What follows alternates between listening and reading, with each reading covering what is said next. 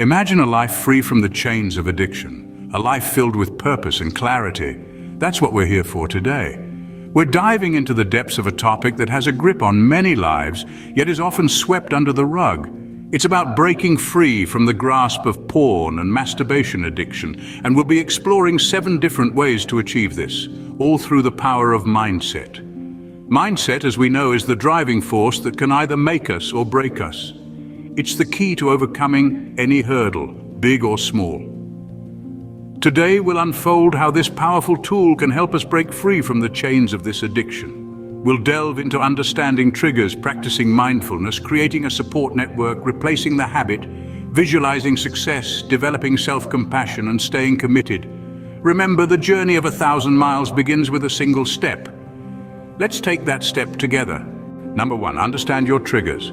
Just as a sneeze might be triggered by a waft of pepper, behaviors can be triggered by certain situations, feelings, or thoughts. These triggers can be external, like a stressful event, or internal, such as an uncomfortable emotion or thought.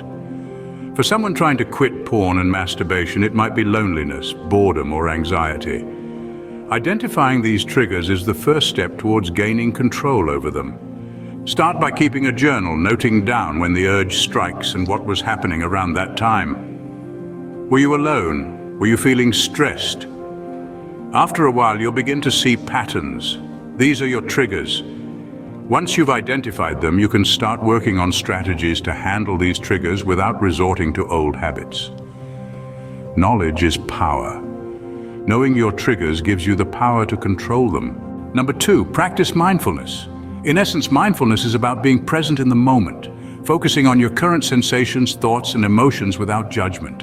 It's a powerful tool for addiction recovery as it helps you dissociate from impulsive habits and urges. Consider this: when you're engrossed in a book, you're not thinking about yesterday's troubles or tomorrow's tasks.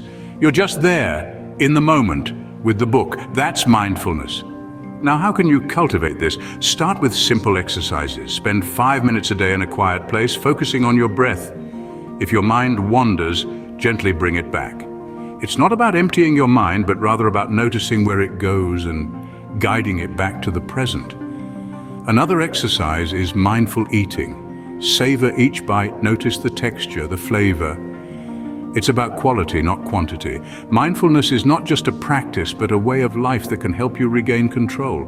Number 3, create a support network. This is a crucial step on the road to recovery.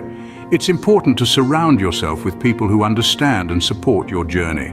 You see, having a network of supportive individuals can provide emotional strength, practical advice, and a sense of belonging. Consider reaching out to friends or family members who you trust and feel comfortable with. Tell them about your struggle and your decision to change.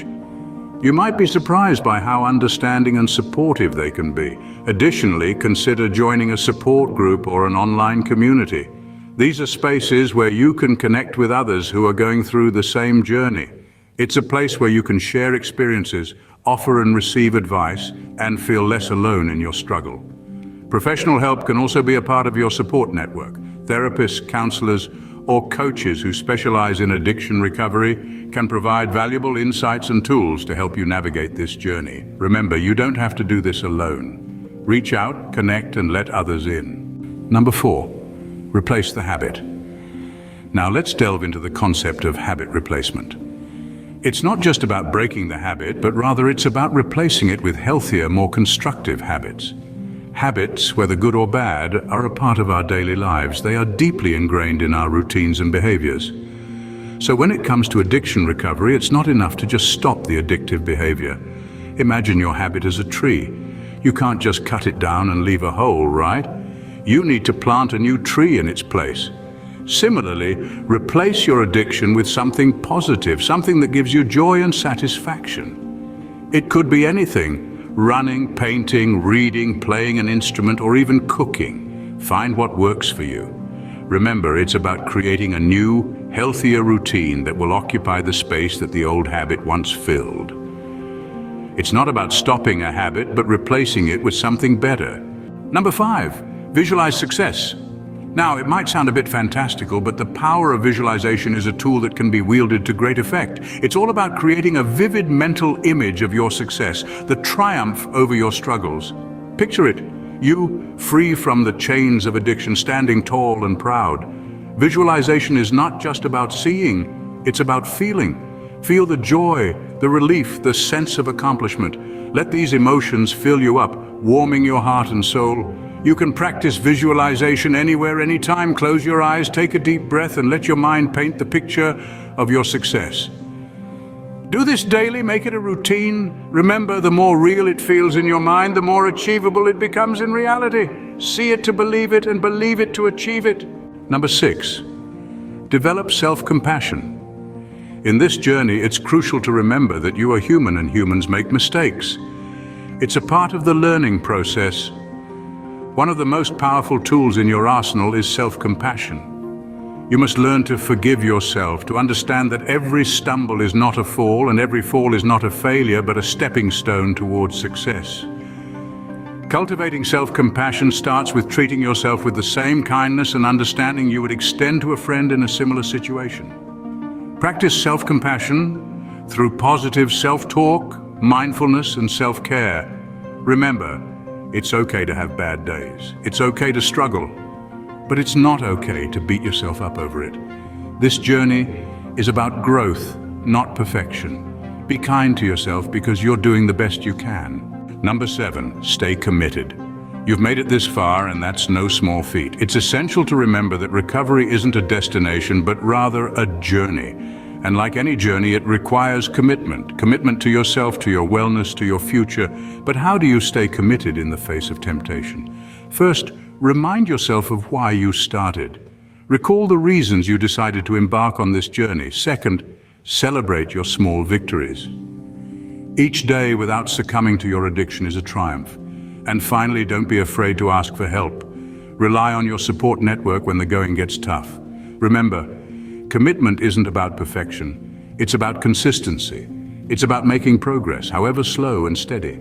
It's about getting back up every time you stumble. Because in this journey, every step forward counts. Commitment is the key. Remember, it's not a sprint, it's a marathon. And there you have it.